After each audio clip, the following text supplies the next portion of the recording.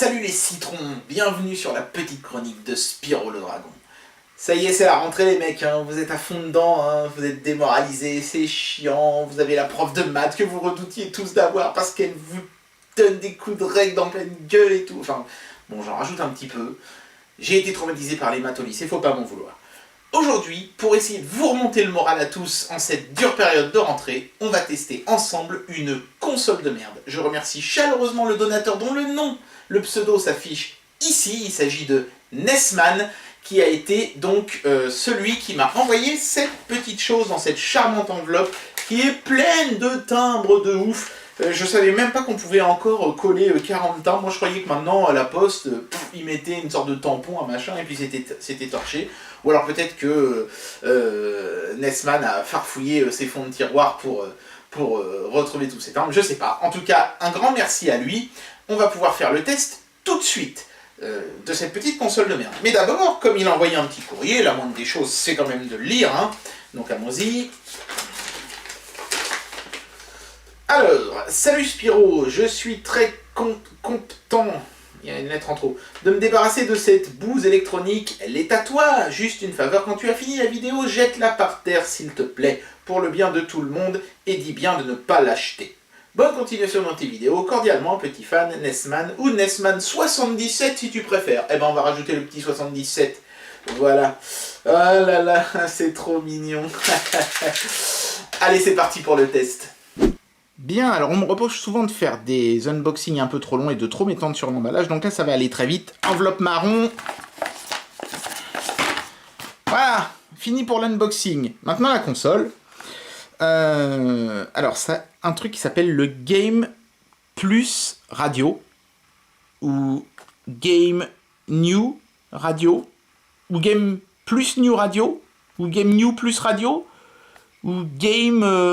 enseigne de pharmacie radio, je ne sais pas. Je sais pas comment il faut appeler cette merde, mais une chose est sûre, si vous l'appelez, espérez qu'elle ne va pas venir. Voilà, parce que franchement, une fois qu'elle est là, c'est vraiment la merde.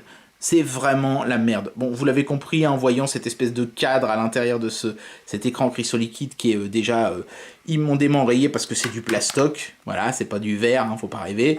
Il s'agit d'une sorte de brick game, vous savez, ces jeux à la Tetris. Un autre indice, ce sont bien sûr ces briques qui sont dessinées à gauche et à droite de l'écran plus petit, hein, que les timbres qu'il y avait sur l'enveloppe dans laquelle c'était emballé. Je vous jure que c'est vrai.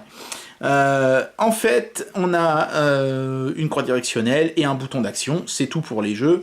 Et puis on a un bouton reset, start, son et on-off. Donc la bonne nouvelle, c'est qu'on va pouvoir couper le son. La mauvaise nouvelle, c'est qu'on va pouvoir jouer. Ça, voilà, puisqu'il y a un bouton on-off, on va pouvoir allumer cette chose. Alors déjà, la première chose qui me choque quand je vois ça, c'est pourquoi est-ce que la croix directionnelle, elle est au milieu du truc et pas à gauche? Du coup, ça va me gêner quand je vais vouloir faire une diagonale haut-droite et appuyer sur le bouton en même temps. C'est complètement con. Alors évidemment, vous l'avez compris, pourquoi ils ont fait ça, c'est pour essayer vainement, parce que je pense pas que quiconque sur la planète soit assez con pour tomber dans le piège. Ils essayent de nous faire croire vainement qu'on tient entre les mains un de ces, vous savez, ces iPods à l'ancienne, comment ils appelaient ça, les iPods classiques, c'est ça, je crois qu'ils appelaient ça comme ça chez Apple à une époque. D'ailleurs, ils ont arrêté de les faire. C'est dommage, c'est un des rares produits que je trouvais vraiment super beau en termes de design chez eux. C'était vraiment un baladeur qui tapait la classe. Et ben, il n'existe plus. Maintenant, ce sera un iPod Touch à la con avec 10 fois moins de mémoire dedans. Merci beaucoup. Bref, on continue le tour du propriétaire en regardant derrière. Donc derrière, c'est pas du tout de la même couleur. On passe d'un argenté pas convaincant du tout, hein. À aucun moment on peut penser qu'il s'agit de métal, à un plastique blanc. Alors là, les mecs ils sont même plus fait chier à le peindre ou à essayer de le teinter dans la masse. C'est vraiment le... Vous savez, vous faites fondre du plastique, vous allez obtenir cette couleur-là, quoi. C'est à peu près ça. Il y a une espèce de clip ceinture, mais je suis à peu près sûr que ce truc se pète en 2 temps 3 mouvements si vous essayez de le mettre à une vraie ceinture. Un prix qui a été décollé ici, apparemment. Alors, ce qui est formidable, c'est que cette boucle de ceinture s'en va, mais que quand vous l'enlevez, vous avez une petite surprise, c'est que il n'y a pas de protection pour les piles. Alors, est-ce qu'elles y étaient? Peut-être, hein, parce que j'ai l'impression qu'il y a des encoches. Est-ce qu'ils y étaient et Nesman les a paumés? Ou est-ce qu'elles y étaient pas et ils ont considéré que ça c'était suffisant? Je ne sais pas. J'ai envie de penser que Nesman m'a envoyé le truc complet et que les mecs se sont foutus de notre gueule jusqu'au bout. Je pense que c'est plutôt ça. Ici, on a l'orifice qui cache un buzzer atroce, qui sort un son composé exclusivement de bips dégueulasses. On peut voir d'ailleurs la couleur verte du truc. Alors, est-ce que c'est parce que c'est le cuivre qui a rouillé ou est-ce que c'est parce qu'ils ont mis un truc de couleur verte? Je sais pas. Bonne question. On va remettre ça parce que j'ai peur que les piles s'enfuient, clairement. Hein, donc ce sont des piles que j'ai chargées à bloc pour le test, je précise. Vous allez voir pourquoi, ça a son importance. Sur le dessus, il y a d'autres contrôles. On a un autre bouton on-off. On a un bouton de volume. On a un bouton de casque. On a un bouton scan et un bouton reset. Et là, en fait, ce qui va vous permettre de comprendre ce que c'est que cette portion-là sur le dessus, c'est le bouton scan. Il s'agit bien sûr de la fameuse radio. En fait, le jeu est là. La radio est complètement indépendante du jeu et elle est sur le dessus. Alors, la bonne nouvelle, c'est que vous pouvez écouter la radio pendant que vous jouez. La mauvaise nouvelle, c'est que comme à l'arrière, c'est un putain de buzzer et non pas un haut-parleur, le seul moyen d'entendre la radio, c'est de brancher un casque, qui, j'imagine, jouera aussi le rôle d'antenne. Voilà, de toute façon, sans casque, pas de son. Donc, vous êtes obligé d'en mettre un, ça règle le problème. Et le on-off ici, alors vous allez me dire, c'est pour la radio, de toute évidence. Bah oui, reset, bon, c'est pour remettre à zéro les stations. Scan, c'est pour chercher une nouvelle station par rapport à celle qu'on est déjà en train d'entendre, la prise casque et le bouton de réglage du volume, et donc ça c'est pour éteindre et allumer la radio, mais non. Pauvre naïf que tu es, ça allume le rétroéclairage de l'écran. Et pour allumer la radio, en fait, c'est le bouton volume qui est équipé d'un petit clic, écoutez. Vous voyez ? J'allume et j'éteins la radio en tournant le bouton volume complètement à gauche pour éteindre, et un petit peu vers la droite pour l'allumer. Donc, en fait, ce bouton-là sert pour le jeu. Oh, ta gueule. On va garder ça pour plus tard. Hein. En fait, ce bouton-là sert uniquement pour le rétroéclairage du jeu. Mais alors, pourquoi, bordel de merde, pourquoi est-ce que c'est pas devant avec tout le reste ? Ça n'a aucun rapport avec la radio, mais c'est sur la même façade que la radio. Merde, il n'y a aucune logique dans ce produit, en fait. Ils sont allés au moins cher et ils en avaient rien à foutre du client. Ils se sont foutus de notre gueule. C'est ça la vraie raison. Alors, ce qui est intéressant, c'est que ce rétroéclairage, c'est un de ces rétroéclairages bleus. Là, je sais pas si on peut le... Oui, on peut le mettre en marche même quand le jeu est éteint. Oui, c'est très utile. Et ce qui est formidable, c'est que, en fait, c'est une LED qu'ils ont collée ici dans le bas. C'est pas un vrai rétroéclairage. Ce qui fait qu'en fait, ça ne change rien. On voit que dalle sur cette merde. Voilà. L'autre petit problème que j'ai avec cette chose, et on va en finir là avant de commencer à jouer, c'est que le bouton on-off du jeu est un putain de bouton poussoir. Et comme vous avez pu le remarquer il y a quelques instants, on peut très facilement appuyer dessus par accident et mettre le machin en marche. Et vous avez envie, vous, quand vous êtes, je sais pas, dans le bus, avec ce machin-là dans votre poche, que d'un seul coup, tous les gens dans le bus entendent...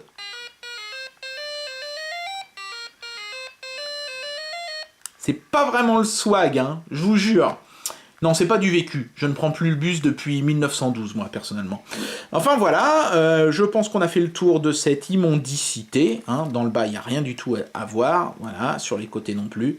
Donc, on va tout de suite pouvoir commencer à jouer. C'est parti! Aujourd'hui, il y a une bonne luminosité dans la pièce. Je pense que ça se voit d'ailleurs. Donc, théoriquement, je devrais pouvoir voir ce qui se passe sur cet écran quand j'appuie sur On-Off.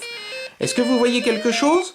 Non, c'est normal. Le seul moyen de voir quelque chose sur cet écran de merde, c'est de l'incliner à presque 45 degrés. Et encore, même là, franchement, c'est pas ultra visible non plus. Non mais regardez-moi ça. Regardez-moi l'angle que je dois faire pour jouer. Je suis quasiment à plat. C'est n'importe quoi, putain. Et alors, si j'allume le rétroéclairage, bon, bah franchement, vous voyez une grosse différence ? Non, bah c'est normal. C'est la même chose avec du bleu dessus. Je vais peut-être quand même le laisser parce que ça va permettre à la caméra de recevoir un peu plus de lumière. Mais bon, c'est vraiment à chier, quoi. Il n'y a pas d'autre mot. Donc, quand on appuie sur Reset, ça remet la console à zéro, ce qui est nécessaire de faire souvent parce qu'elle plante pour un rien. Start, ça permet de commencer un jeu. Sound, donc, ça permet de couper le son, ce qui est franchement cool. Et on-off, donc ça permet d'allumer ou d'éteindre. Ah oui, ça continue, hein. Des fois que vous n'ayez pas eu assez la honte. Voilà. Alors, donc, je crois qu'avec les boutons gauche et droite, on choisit à quel jeu on va jouer, il me semble. Non, c'est haut et bas. Ah, non, haut et bas, c'est la difficulté, je crois. Voilà. Et normalement, gauche et droite, ça sélectionne le jeu, mais là, ça ne veut pas. Qu'est-ce qui se passe? Putain, ça y est, ça commence déjà. Où faut que j'appuie là? Ah oui, c'est ça. Oui, c'est logique, hein. Gauche et, haut et bas, pardon, ça change le niveau de difficulté, mais pour changer de jeu, c'est pas gauche et droite, il faut appuyer sur Rotate. Vous voyez, même moi, pourtant j'avais déjà prétesté ce truc, mais j'avais déjà oublié. Bon, en même temps, j'en ai un peu rien à foutre de ce machin-là. Hein. Donc, on va commencer peut-être par le premier jeu pour voir ce qu'il nous propose par défaut, mais je sais pas combien de jeux il y a dans ce machin-là, mais c'est un truc de fou, quoi. Ah, si, j'avais fait le tour. Il y en a combien? 25, c'est ça? 22, 23, 20... Non, 24. Pourquoi 24? Je sais pas. Pourquoi pas 25? Parce que 25, c'était trop cher. Sûrement. Donc, on y va. J'appuie sur Start. Et, putain, mais... Quoi, j'ai mis une difficulté si forte? On va recommencer. Ah voilà, j'aime mieux ça. Oui, j'avais dû mettre une difficulté plus élevée. Bon, bah c'est un Tetris, évidemment, le premier jeu de la liste, il fallait s'y attendre.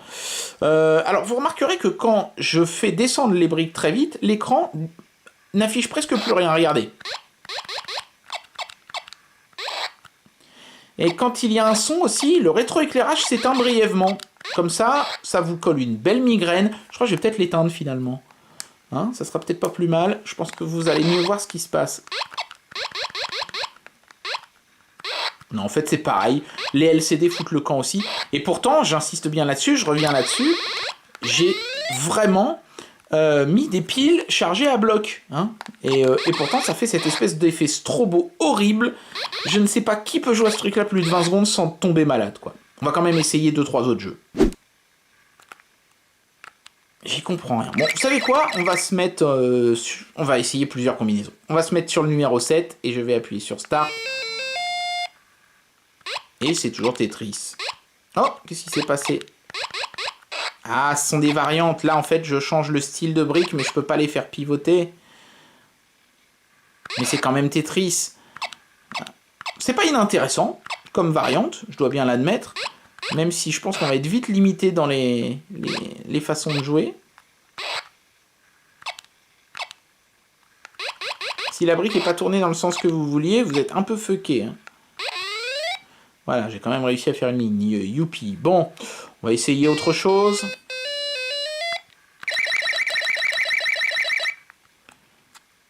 C'est parti.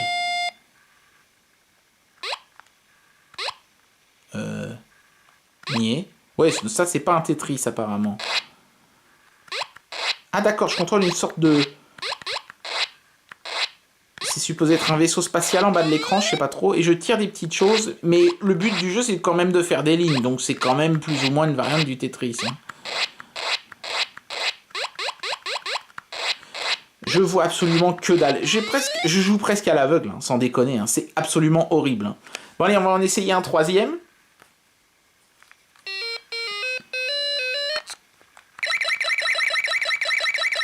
On va aller dans les vingtaines. C'est parti.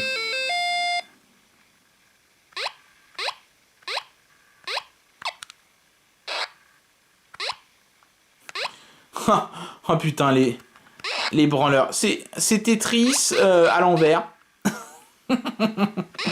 Et à chaque fois que je pose une brique, ça se décale vers la gauche. J'imagine qu'il doit y avoir le même jeu à l'endroit avec les briques qui se décalent à droite. Ils ont juste... C'est une sorte de mode miroir fainéant, quoi. Ah non, mais putain. C'est sûr, hein, moi aussi, à ce tarif-là, je peux faire 9999 versions de Tetris, quoi. Non, mais là, c'est vraiment... Là, non seulement ce truc a été fabriqué avec les omoplates, mais en plus... Les mecs qui l'ont fabriqué devaient le faire en se marrant et en se foutant de notre gueule en disant trop lol les gens qui vont jouer à ça. Mon enculé. Et je suis en train d'y jouer comme un con. Donc concernant la radio, rapidement, hein, parce que je pense que tout le monde s'en fout, elle marche plutôt pas mal, mais le problème c'est que quand je tourne le bouton de volume, ça grésille. Une fois que je lâche le bouton de volume, le son est pas toujours très stable. Je pense que le potentiomètre qu'ils ont mis là-dedans doit être une belle merde. À part ça, on capte plutôt pas mal de stations, et le son est relativement clair, mais bon, encore une fois, on sent, même dans la radio, que la qualité de fabrication de cette chose est super médiocre. Je sais pas trop si cette chose était vendue et si elle était vendue, combien elle était vendue. Je sais pas, c'était peut-être plutôt un cadeau promotionnel donné. Enfin, je sais pas, peu importe. Peu importe le prix de cette chose, même gratuit, c'est trop cher. On m'offre ce truc-là, je trouve ça trop cher. Moi, si vous voulez que je prenne un machin comme ça, il faut me donner de l'argent, hein, je suis désolé, mais c'est pas possible autrement. C'est pas possible autrement. Je peux pas imaginer avoir ça chez moi. C'est pas possible. Donc, j'avais promis à Nesman de l'acheter par terre. C'est ce que je vais faire, c'est ce que je vais faire. Hein, restez avec moi. Ici, on est au premier étage. D'ailleurs, je pense que vous pouvez voir par la fenêtre, ici, là, le haut du cerisier de chez le voisin. Je vais essayer de ne pas la balancer chez le voisin, mais je vais la balancer du premier étage. Voilà, je tiens toujours mes promesses quand je fais la vidéo test d'une console de merde de donation.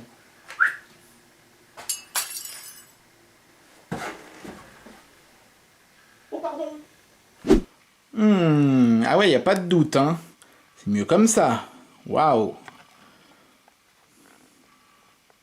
Ça a tapé là. Et ensuite, je pense que ça a rebondi et tapé une deuxième fois là. Et là, l'écran, il s'est bien pété quand même. Hein. Oh putain!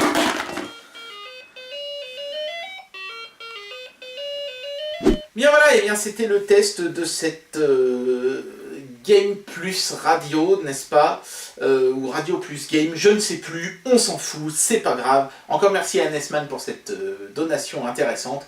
Pourquoi intéressante? Parce qu'à chaque fois que je reçois une console de merde, quand je joue, je me dis, est-ce qu'ils vont réussir à faire pire que la fois d'avant? Et là, avec cet exemple-là, oui, ils ont réussi à faire pire qu'avant. Ce truc, c'est tout juste s'il marche. Franchement, dès qu'on allume un machin, dès qu'on essaye de faire quelque chose, ça nous pète presque à la gueule.